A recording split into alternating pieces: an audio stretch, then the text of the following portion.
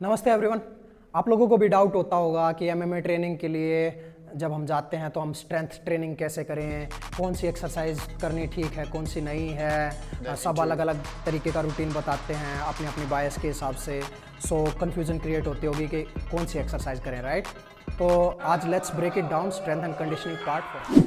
Okay, so routines different हो सकते हैं, जिसमें हम स्ट्रेंथ एंड कंडीशनिंग पार्ट भी देखेंगे, मोबिलिटी भी देखेंगे, एजिलिटी भी देखेंगे, आपकी परफॉर्मेंस भी मैटर करेगी, एंड्योरेंस एंड ऑल। और एट द सेम टाइम जब हम एमएमए की बात करते हैं तो हम डेवलप कर रहे हैं एथलीट बॉडी। एथलीट बॉडी के लिए बहुत ज़्यादा फैक्टर्स माइंड में रखने पड़ते हैं। हम कोई बॉडी बिल्डिंग नहीं कर रहे हैं कि जस्ट सिंगल जॉइंट मूवमेंट्स या खाली ओनली वेट से ट्रेनिंग कर रहे हैं। तो हम इस सीरीज़ में कवर करेंगे डिफरेंट टाइप ऑफ एक्सरसाइज जो आपके फंक्शनल फिटनेस के लिए, फंक्शनल स्ट्रेंथ के लिए भी मैटर करेंगी और आपकी स्पीड, एंड्योरेंस, एजिलिटी उन चीज़ों में भी हेल्प करेंगी। बट आज हम बिगिनर्स के लिए ओनली वेट वाली एक्सरसाइज कवर करेंगे, और वो भी जो मोस्ट इंपॉर्टेंट है, टॉप 5, और उसके वेरिएशंस अलग हो सकते हैं, वो मैं साथ साथ बता दूंगा। So without wasting too much time let's get into it. Okay guys, so 5th number पे हम रखेंगे बेंच प्रेस को।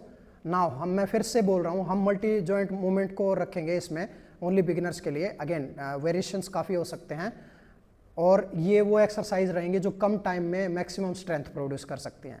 आप जब वर्कआउट इनके बनाओगे तो एक या दो एक्सरसाइज को एक दिन में कंबाइन करके रख सकते हो। हम कभी भी 6 दिन लगातार वेट ट्रेनिंग नहीं करेंगे, क्योंकि हमारा फोकस है एमएमए। अगर हम 6 दिन वेट ट्रेनिंग करेंगे तो बॉडी इतनी थक जाएगी कि आप कभी स्किल ट्रेनिंग कर ही नहीं पाओगे ठीक से। तो हमारा मेन फोकस स्किल ट्रेनिंग रहेगा। तो हफ्ते में 3 दिन weight training enough. I think सबको इसके बारे में पता होता है, बट कुछ चीज़ें ध्यान रखने की ज़रूरत है कि फर्स्ट थिंग, हम ईगो लिफ्टिंग नहीं करेंगे। सेकेंड थिंग कि हम जब भी लेटते हैं तो अपने हेड पे थोड़ा वजन रख के या तो अपने आप को पीछे पुश करो या शोल्डर को उठा के पीछे कर्ल अप करो, ताकि आपकी चेस्ट मैक्सिमम वेट ले, आपके शोल्डर्स वेट ना ले उतना। उसके बाद सेम रूटीन जो हमने लास्ट टाइम बात की थी कि जब भी जिस एक्सरसाइज में ताकत लगाने वाला पार्ट आता है, जिसमें इसमें आएगा ऊपर जाने वाला पार्ट, उसमें ब्रीद आउट करेंगे, नीचे आने में ब्रीद इन करेंगे, ऐसे। एमएमए में हमको बहुत ज़रूरी होता है एक्सप्लोजिव स्ट्रेंथ बिल्डअप करने का। तो एक्सप्लोजिव स्ट्रेंथ की जब बात करते हैं, क्योंकि ये एक्सप्लोजिव स्पोर्ट्स है, तो बेटर है कि आप ताकत लगाने वाला पार्ट एक्सप्लोजिव करो और जो नेगेटिव पार्ट है उसको स्लो करो। सो समथिंग लाइक दिस, और नीचे आते टाइम स्लो लेके आओ। नाउ इनके वेरिएशंस रोड के साथ भी हो सकते हैं, इस ग्रिप के साथ भी हो सकते हैं, ऐसे। आप न्यूट्रल ग्रिप भी रख सकते हो, आप इन्वर्टेड ग्रिप भी रख सकते हो, और आप एक ऊपर रख के दूसरे हाथ से, ताकि आपकी अलग अलग साइड स्ट्रोंग हो और एट द सेम टाइम पे आपको बैलेंसिंग भी आए। क्योंकि जब हम एमएमए की बात करते हैं या साइड कंट्रोल से निकलने की बात करते हैं, या जहाँ पे आपकी ये वाली स्ट्रेंथ यूज़ होगी, माउंट और साइड कंट्रोल स्पेशली, वो आपको परफेक्ट स्ट्रेट एंगल नहीं मिलने वाला। कई बार आप साइड में पुश करोगे बंदे को, कई बार ओवर द हेड पुश करोगे, कई बार दूसरी साइड। तो आपकी स्ट्रेंथ साइड टू साइड भी काम करनी चाहिए, इक्वली दोनों साइड। तो आप इन चीज़ों को थोड़ा सा मॉडिफाई कर सकते हो उस हिसाब। नंबर 4 पे रख रहे हैं हम पुलअप को। जैसे हमने पुलअप को पहले भी कवर कर लिया है डिटेल में 5 बेस्ट बॉडी वेट एक्सरसाइज वाले वीडियो में। अगर आपको चेक करना है तो प्लीज़ उसमें जाके चेक कीजिए।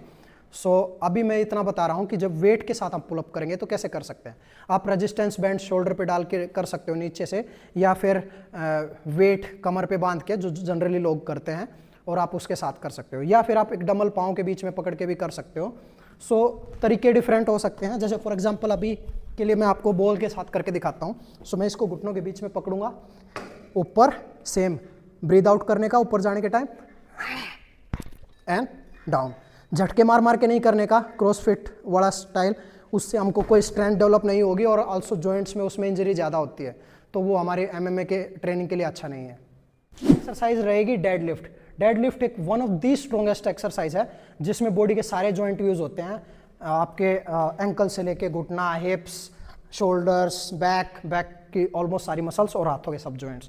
तो कम टाइम में सबसे ज़्यादा स्ट्रेंथ बिल्डअप करने के लिए one of the best exercise.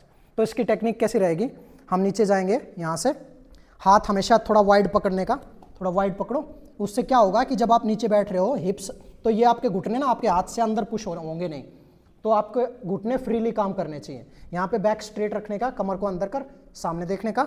और नाउ उठते टाइम गाइस, मैक्सिमम लोग क्या करते हैं, उठते टाइम सोचते हैं कि मेरे को वेट को ऊपर खींचना है। नहीं, उस टाइम पे आपको ऐसे सोचना है कि पाँव से लेग प्रेस कर रहा हूं, मैं जमीन को धका रहा हूं बैक स्ट्रेट रखते हुए। Okay, so try to keep your back straight और स्ट्रेट ऊपर उठने की कोशिश कर।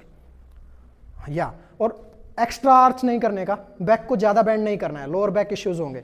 जब स्ट्रेट तक इनफ है उसके बाद फिर से वापस नीचे जा।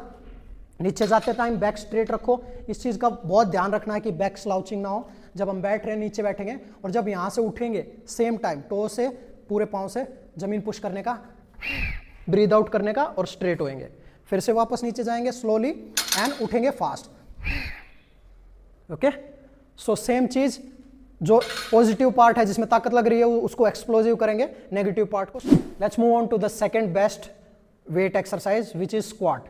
स्क्वाट बहुत पावरफुल एक्सरसाइज है और उसको अच्छे से करें तो, और स्पेशली एथलीट्स के लिए और एमएमए एथलीट्स के लिए हमको बहुत बहुत ज़्यादा ज़रूरी है हमारे थाइज में और हिप्स में ताकत होना। क्योंकि हिप्स जैसे हम बार बार एम्फेसाइज करते हैं, चाहे पंचिंग हो, किकिंग हो, रेसलिंग हो, जिट्सु हो, सबसे मैक्सिमम पावर प्रोड्यूस होती है लोअर बॉडी से।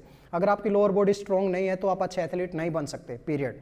तो squat is one of the best exercise और इसके वेरिएशन सेम अलग हो सकते हैं। फ्रंट स्क्वाट भी हो सकता है, साइड भी हो सकता है, आप डंबल्स के साथ कर सकते हो।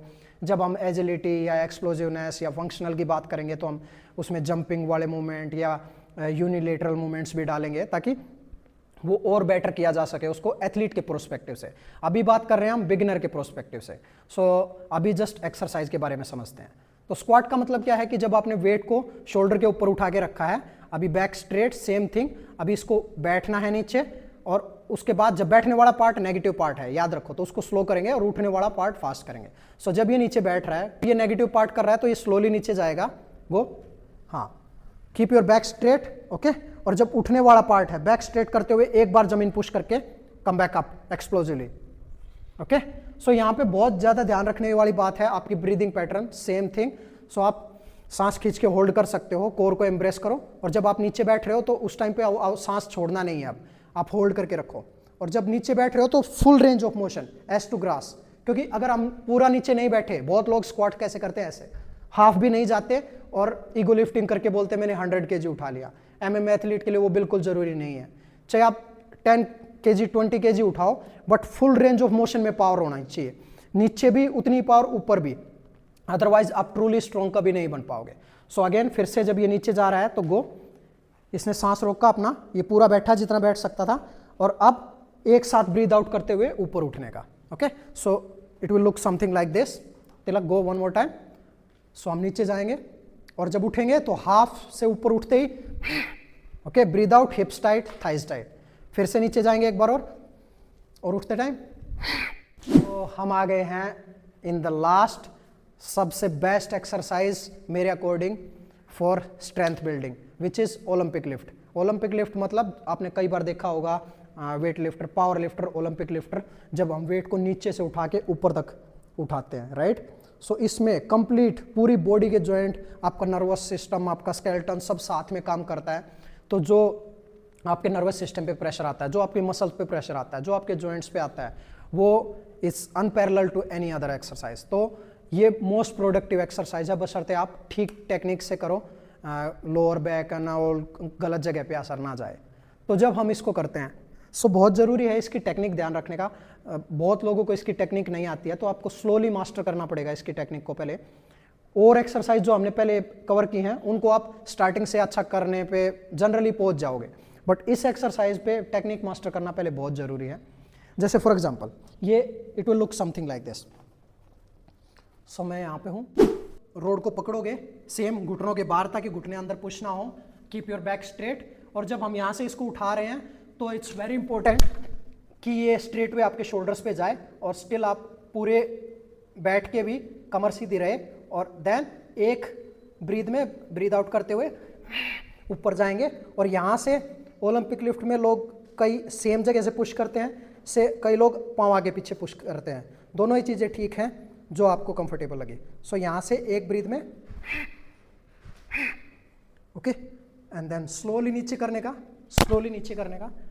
नाउ ये मैंने बोलते हुए किया, अभी मैं 1-2 रैप विदाउट बोले कंटिन्यू में करके दिखाता हूँ।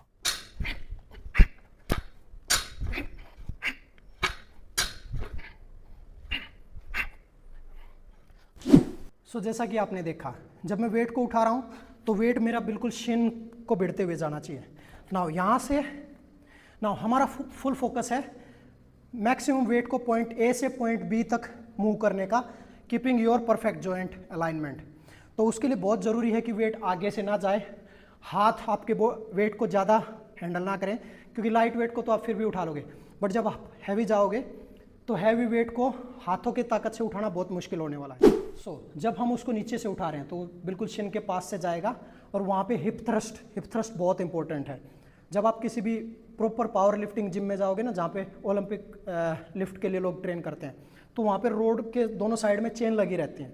वो इसीलिए सिखाने के लिए होती है कि आप हाथों का यूज़ करके पूरा ऊपर ना उठाओ, ताकि आपको गलत आदत ना पड़े। तो वो पूरा ऊपर उठाने से पहले सिखाते हैं। जैसे फॉर एग्जांपल अगर मैंने यहाँ से उठाई, फर्स्ट वो हिप थ्रस्ट सिखाएंगे आपको कि हिप थ्रस्ट कैसे करने का है ना। हिप थ्रस्ट के बाद क्या आता है कि जब ये रोड सीधी उठ रही है, यहाँ पे जब मैं ये पैरेलल वाली पोजीशन क्रॉस किया, जब मैंने हिप थ्रस्ट मारा, एट द सेम टाइम ये रोड मेरे शोल्डर पे जानी चाहिए और मेरे को उसके नीचे घुसना है। कभी भी आपको वो लोग पूरा स्ट्रेट होते नहीं दिखेंगे, वो यहाँ से ही हिप थ्रस्ट मार के उसके नीचे घुस जाएंगे। क्यों? क्योंकि वो वेट बहुत हैवी रहता है। आप अपने हिसाब से करना प्लीज़। मैंने पहले भी मेंशन किया है कि अच्छे से मास्टर करना पहले टेक्निक को before going heavy, otherwise injury हो सकती है। सो रोड के नीचे घुसने का, फिर स्क्वाट मोशन में एक बार में ब्रीद आउट करके ऊपर जाने का, और फिर थर्ड ब्रीद आउट मोशन में वेट को पुश करने का। सो एक बार मैं फिर से रोड के साथ करके दिखा देता हूँ, आप देख लीजिए। सो मैंने पकड़ा इसको, अब जब ये ऊपर उठेगी मैं हिप थ्रस्ट मार के सीधा शोल्डर पे लेके जाऊंगा, समथिंग लाइक राइट। सो मैं सीधा रोड के नीचे घुस गया। अब सेकंड ब्रीद आउट मोशन में मैं ऊपर उठूंगा, ओके। एंड अब थर्ड ब्रीद आउट मोशन में मेरे को रोड को ऊपर पुश करना है, समथिंग लाइक। सो अभी जैसे हमने बात की top 5 best weighted exercise for MMA for beginners, तो ये सब एक्सरसाइज मल्टी जॉइंट एक्सरसाइज हैं। जैसे कि मैंने पहले बताया, आप उनको अपने सेट के हिसाब से ब्रेक करके कि 3 सेट्स 4 सेट उस हिसाब से कर सकते हैं, और उसके अराउंड में अपना वर्कआउट रूटीन डेवलप कर सकते हैं। जैसे एक दिन आप चेस्ट एंड बैक को साथ में ले सकते हैं, उस दिन आपका बेंच प्रेस एंड डेडलिफ्ट साथ में आ जाएगा। एक दिन आप क्लीन का दिन रख सकते हो, एक दिन स्क्वाट्स एंड दूसरी चीज़ें साथ में ले सकते हो। तो 3 वर्कआउट सेशन में उसको अपने हिसाब से, अपनी बॉडी स्ट्रेंथ के हिसाब से डिवाइड करने की कोशिश करो, ताकि आप अपने स्किल ट्रेनिंग पे भी प्रॉपर ध्यान दे पाओ। और स्टिल अगर आपके माइंड में कोई क्वेश्चन आता है इनको लेके, तो feel free to reach out. हमारे सोशल मीडिया हैंडल्स डिस्क्रिप्शन में मिल जाएंगे, या WhatsApp number. And please subscribe the channel, share it with others अगर आपको इन्फॉर्मेशन काम की लगती है तो, and be in touch for more educational content. Until then, नमस्ते।